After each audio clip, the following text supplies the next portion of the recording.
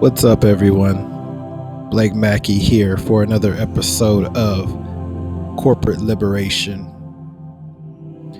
Thank you for tuning in. I just decided to put this new topic out, and today's topic is really kind of broad, but overall it focuses on toxic corporate franchises. Not franchises necessarily, but yeah, franchises. I don't like to use the term racist. However, if everybody's being treated unfairly, the black people are probably going to get the brunt of that negativity. So let's call it like we see it. These toxic cultures aren't very welcoming to all cultures. They're very cruel, very short. Now, if you work for one of these corporations where people are very short with the customers, with each other, usually that's underneath a climate of fear. If the employee is in fear and the boss is a real hard ass and everybody's running around here not sure if there's been unjust punishments that have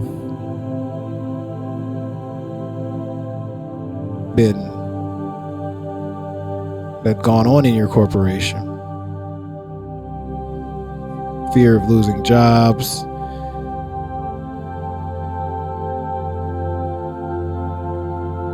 layoffs, unjust fires. It creates a corporate culture of fear and intimidation. Now, if you're a fearful employee, let's say, for example, you work at Costco and everybody's busy, super professional around you, but there's not a lot of minorities working for your company. They used to have a couple, but they all kind of just got fired. Oh, they were late. But no one even stood up to say, hey, that's messed up. They're a good guy. They just moved on and the show must continue. In today's political climate, the corporation leaders' mindset is usually reflected in the employees' treatment toward each other and finally its customers.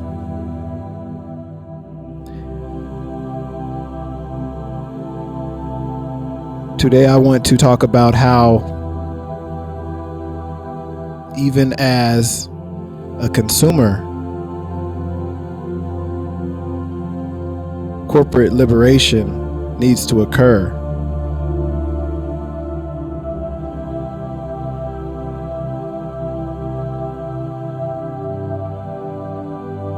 Sometimes you can visit companies just as a consumer. Let's say you go to DSW down off of Broadway in Denver. You go into DSW and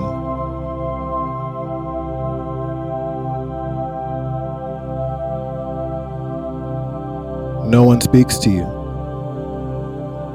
Hey, that might be a good thing.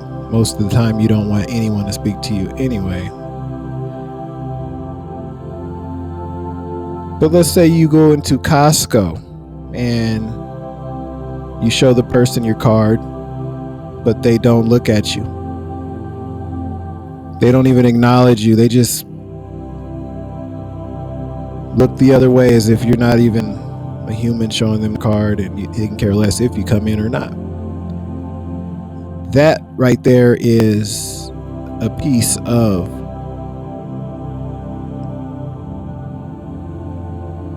what I'm referring to as far as toxic cultures. I just don't understand, if you are an employee at an organization, meaning you are being paid to do a job for a corporation,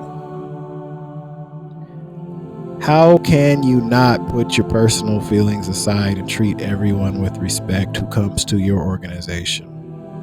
How can you not treat every person who comes to your store with respect,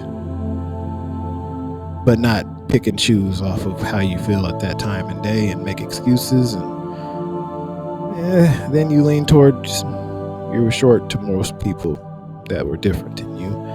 But the culture allows that, which creates then toxic work cultures.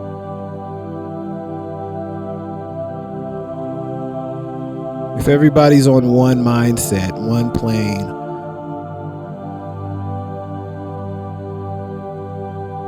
to prove something that is not, it then becomes a threatening environment for minorities, people of color.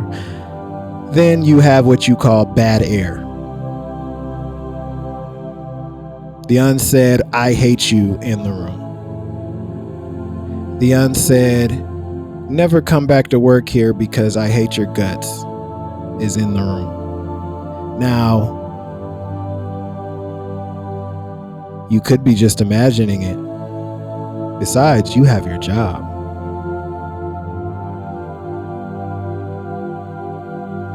You have to come back.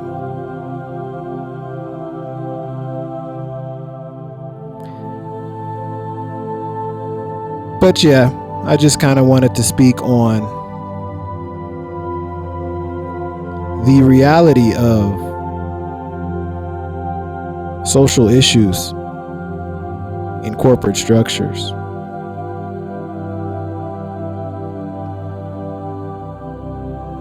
Some places, the culture is so toxic is that you have to actually probably be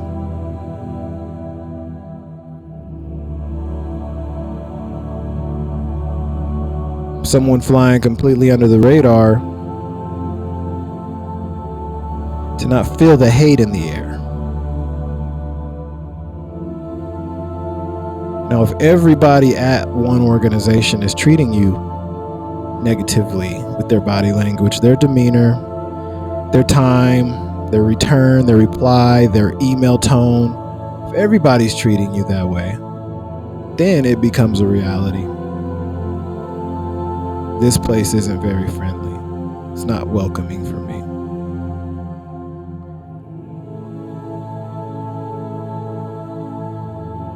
That is when we must decide, is it worth staying here? And I know most people in my situation, in that situation, in your situation, is thankful to have that job, because most of us, at least myself, we need money. We need to work. We're working class citizens here. A lot of us. The other one, people who are more fortunate, thank God, you guys are blessed. Keep on building, keep flipping houses, keep stacking, keep doing everything you can do to do for self, because corporate will not be the place to, let's say, to lay your eggs. Hey boss, imagine if you were a chicken and you had babies and you were like, hey boss, mind if I lay my eggs here under this job I'm under? This is weird. My mind goes out there. Try to stay with me. But check it out. Imagine you had to lay eggs and you were a chicken at your job. Then you go lay eggs in the back by the loading dock. Oh yeah, 6-9 months these are gonna hatch.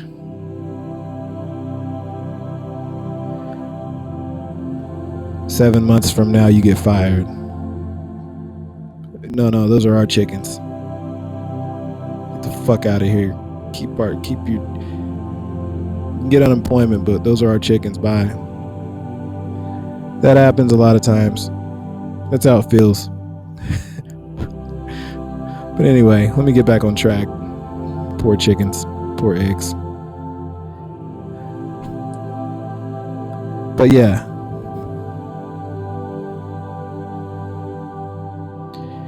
I wanted to speak on that toxic environment that you got to return to. And as a consumer, we have to choose if we want to go shop at those type of corporations.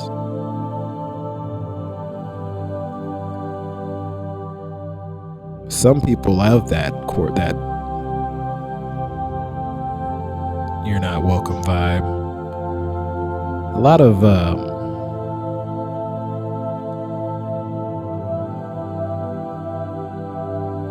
I see it a lot in the predominantly upper class neighborhoods, but you know what? There are nice people and nice vibes that I've gotten in other places. I can call them out. Costco, Summerlin, Las Vegas. That place is reeking with corporate toxicity. I can smell it on that place. I can smell it. The coworkers don't like each other. The coworkers. Then it rolls down to the customers. I never feel welcome walking in that place. That's why I buy only a few items and leave, because I don't have time to stay and deal with every single. It even creeps down into the shoppers, I feel like. Here's an example. It's time to give you a receipt.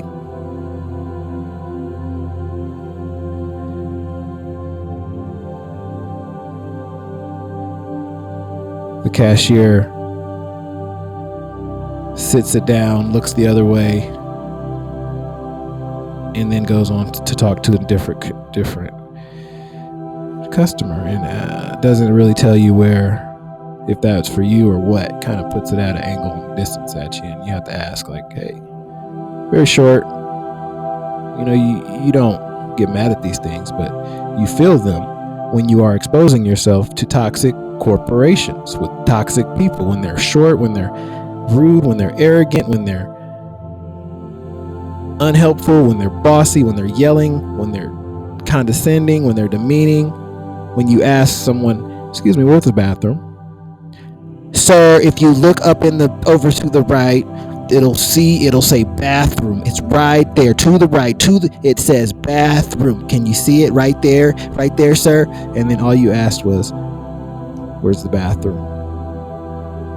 That right there is a result of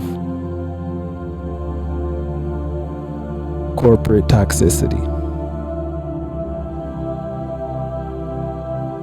What would cause an employee to talk to a customer in that way? They must have that disrespect in their culture as well. Usually, no one's happy in those corporations, but you never know.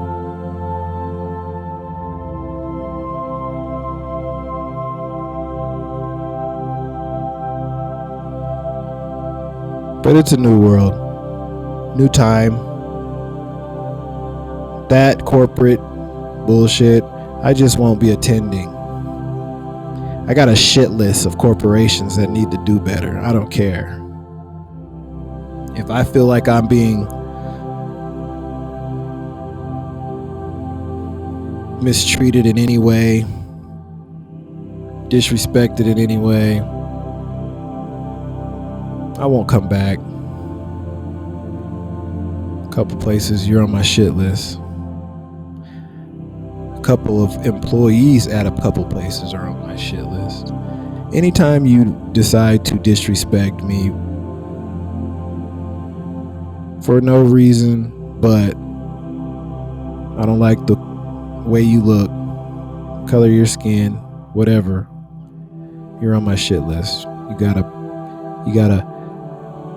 long way to go to get back on my good side. But anyway, hopefully everybody's surviving their corporate toxicity in their workplace with the bad air quality. Stay away as long as you can. Stay away as long as you can. Shouts out to all the good people in corporate America that are keeping the energies high, being open and welcoming and courteous and not bigoted and one-sided and mistrusting and backstabbing and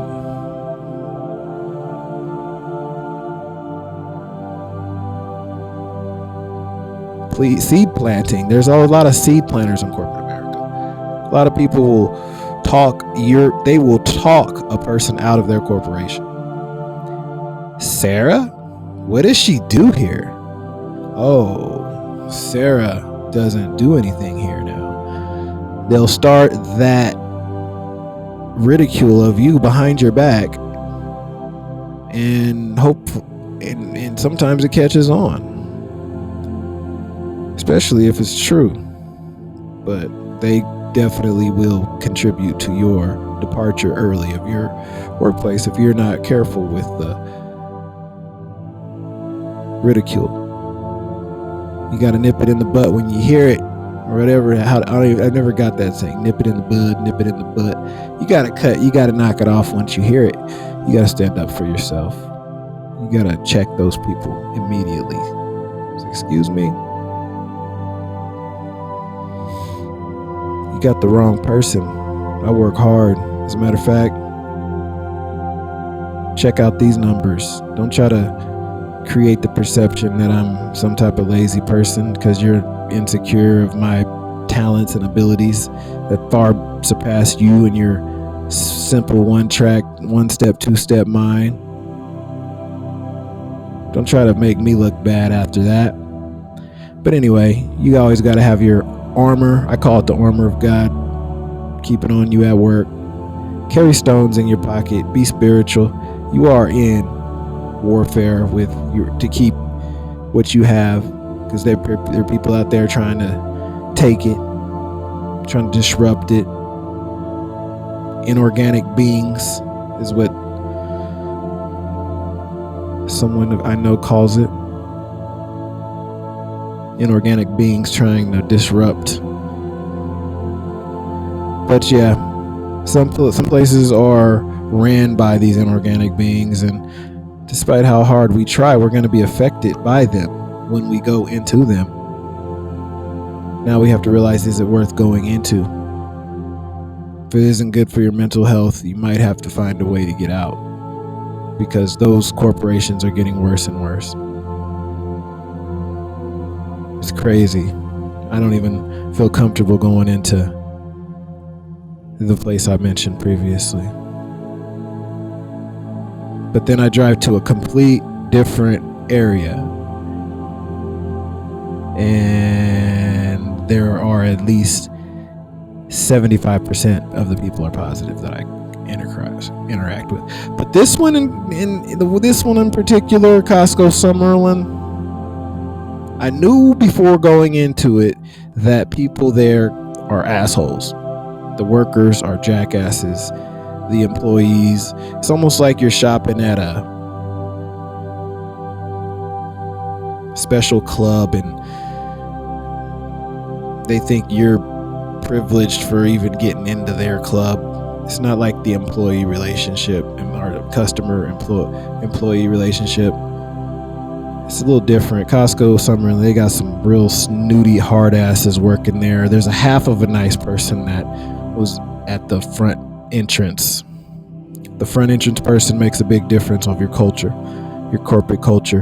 Whoever's greeting employees, greeting customers, they set the tone for your shopper's experience. FYI. But anyway, I went in and I knew I was just gonna get my pictures that I printed, then I was gonna get my juice and get the hell out. Because I knew people there are some jackasses.